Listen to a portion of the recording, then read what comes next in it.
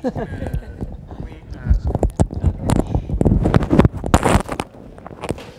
Davis and Miss Love. Okay, Miss Tiffany Love and Miss Davidson. Oh, this? Okay. And so we're going to call this Female Incarcerations in Tennessee. Is that appropriate? That's fine. Hey, whatever you want to say. Uh-huh. Well, no, I can only say what y'all willing to talk about. Did you want this hooked on the back? Or? We can drop it behind you. I think the title is. Pull the extra. I think the title is actually appropriate. Yeah. Because it's actually where. It was actually where Tanya.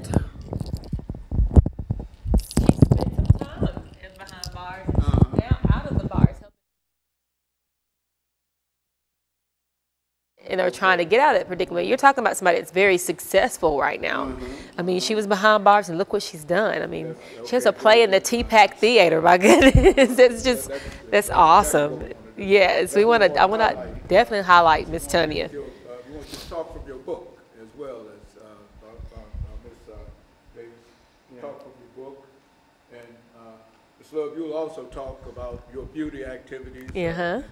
Now you were Mrs. Tennessee. Miss Tennessee. Yes. Very good. Yeah, I take you for a show quite well. Chair right here. I know when you do 5 at a time. And I'll just talk about the program of how we help women who have been behind bars and who are behind bars mentally as well as physically. Okay, how I met Miss Tanya and what we do with the program Beauty Behind Bars. She's a speaker and part of the program. Okay, well, I just want y'all to talk. Okay, well, we're ready. This is the 4th show for me. Okay. And so I'm just about out of. You talked out. Okay, well, I know we can definitely make it. Just pop me up. Okay. We're ready. Could we get you to say your name and count to 10, please?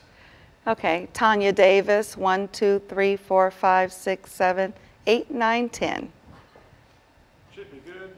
Waiting for him to run back to the headset. Sprinting back and forth.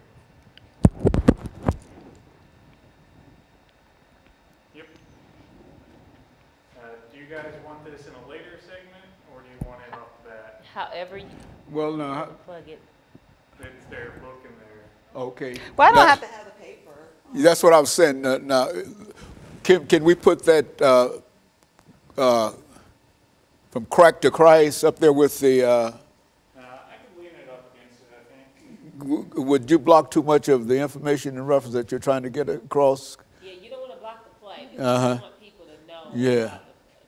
Well, I can have the If book. I cover up the performance at the She can hold the book actually when she's talking. This is your This is your book. I Okay. didn't know if you, since it's just introduction off the bat.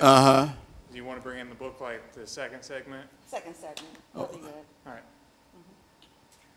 Now, what? We're going to talk about prison first, and then we can talk about things that I've done. Okay, and so you're ready to talk about females and female incarceration in the state of Tennessee? Are you ready to deal with that?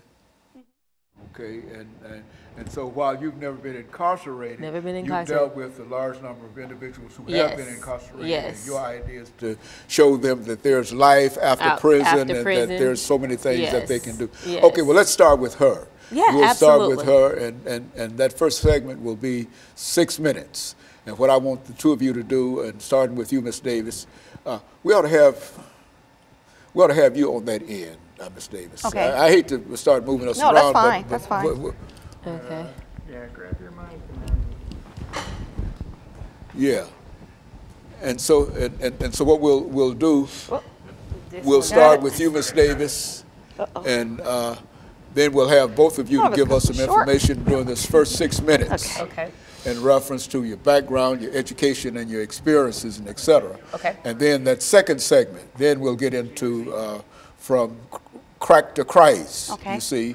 And that's when we'll be dealing specifically with the literature, and we'll have you Ms. Love, to deal with your situation in terms of beauty, bringing beauty to, et cetera, and et cetera. How is that? Exactly. That's perfect. That's okay, well, great. It won't work out like that way, but people will never know. Yeah, well, I think Tanya and I, the great thing, you don't have amateurs. We're pros at being in front of the camera and talking, so we're ready. Yeah, well, that's this ready. is something we're used to doing. Yeah, well, y'all got to help me. You know, I've been doing it for 35 years, but still, you know, every time I come out here, I feel the same way. Inadequate, you see, but we'll make it. We'll make it. Okay, very good. God is good. Yes, He is. Are we ready? All right, you getting ready? Okay, Miss Tanya Davis and Miss Tiffany Love. Yes. Is that right? Okay. Miss Davis and Miss Love. Okay, that's it. And the title is Female Incarceration in Tennessee. Would that be appropriate? That's fine. Are you okay with that title? That's Female fine. Incarceration in Tennessee. And we'll start with you talking about female incarceration in Tennessee. Well, that first segment is 6 minutes. We'll get from the two of you background, education, that kind of information. That'll be 6 minutes. And then we'll have a break, which will bring us back into an 8-minute segment. And this is where we will start talking about female incarceration in Tennessee, which is to say that this is where you go into your issues and et cetera. You will also be able to talk about, during that second segment, beauty in Tennessee, you know, the self-esteem kind of thing. And then we'll come back for that last 10 minutes and we'll allow you to not only talk about your book, but also to bring into view this idea about your production and that is production of the book. Is that right? That's a play dealing with the book itself. Yeah, based on the book. Basically, very good. Okay, so we'll simply call this Female Incarceration in Tennessee. All right? I've been doing this since 10:30 this morning, straight ahead, without a stop. Wow. You see, So how many segments is that? Well, that's 3 times 3, that's 9 segments. Wow.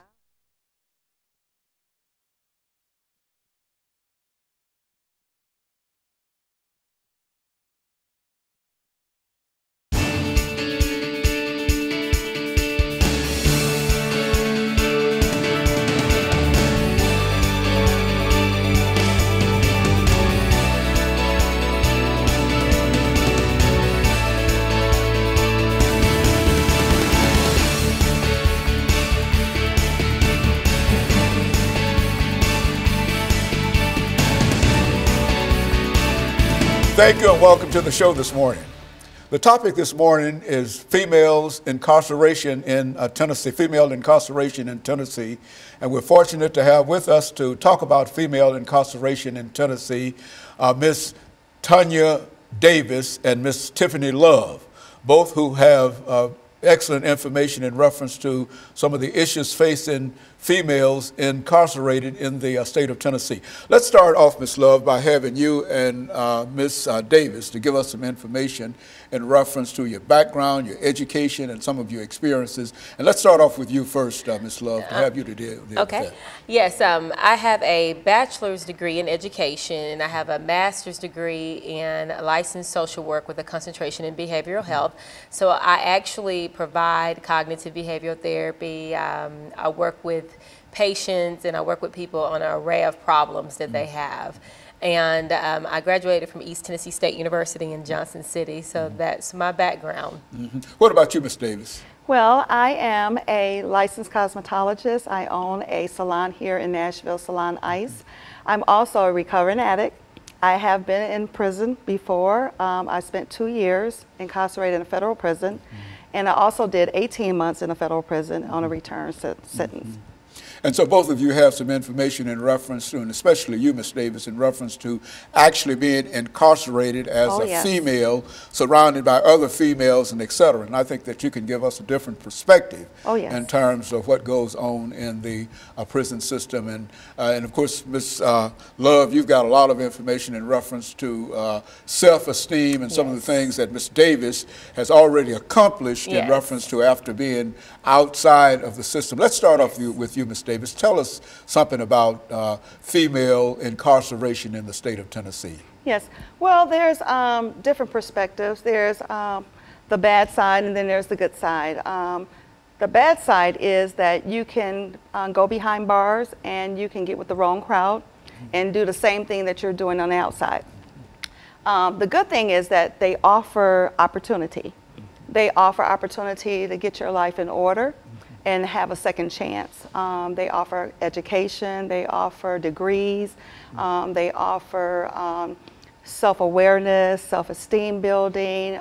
You can build your self-awareness and really get your life in order and come out and be a productive citizen. And you do have that opportunity. And so all things in terms of being incarcerated, it might be a bad situation, but it also gives an individual, if he or she is willing to work on it, an opportunity to become a better person. Absolutely, absolutely, and that's what I did. Now, within the context of what has been said about the prison system itself, overcrowded situations and et cetera. Now, we know that in many instances this might apply to the male part of the population, but what about the female? Well, it is. It's overcrowded. It is overcrowded, and it is a business, definitely. With commissary, they sell a lot. They make money off of phones for us to use the phone and stuff like that. But you know, everything's a business, of course. But I think again, you know, you have to take the opportunity at hand and do what you need to do. Like for instance, for me, having a restitution. The thing that I didn't like is that we have to still pay restitution while we're doing our time. Well, of course, we don't have the money, so it falls on our parents, our loved ones, and stuff like that. And I think that's unheard of, that they have to pay a price for what we've done. And so I would like to, you know, see something done about that. And then also, after the fact, that we come back and try to walk as a productive citizen, that felon follows us as far as job opportunities and stuff like that. We really don't get that second chance on that. That's why I became an entrepreneur for that, because I didn't get a chance to have that fair chance on having the opportunity to get a job. They say that some of the jobs are felon friendly. That's not the case, because if Tiffany applies for the job and I apply for the job and I have the felon, of course she's going to get the opportunity first. And then, of course, as far as voting rights, I don't have those voting rights. The sad thing for me is that I didn't get a chance to vote for Obama, you know, and so I would like to see a change on that too, and that opportunity to be, you know, able to vote. But of course, you know, we can't let those things or those opportunities stop us from being a productive citizen, and I did not let that happen. And of course, Ms. Love, we're getting ready for our first commercial break. We'll come back and then we'll start with you. But I think that what Ms. Davis has given us is some excellent information, and maybe in the third segment, I want you to talk more about restitution, which is to say that what is this all about? And we'll be back with our audience following this very, very short commercial break.